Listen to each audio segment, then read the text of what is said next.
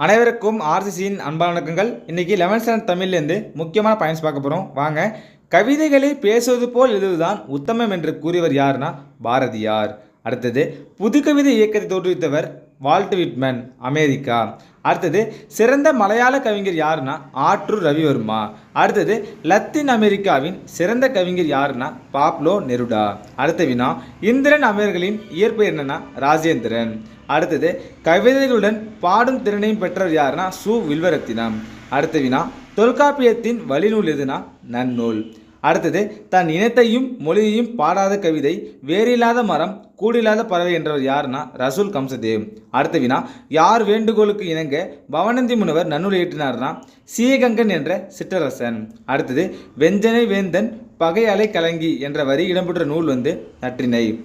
கடல் புறா என்ற நூலின் ஆசிரியர் யாருன்னா சாண்டில்யன். நன்றி, வணக்கம். நாளை மற்றொரு சந்திப்போம்.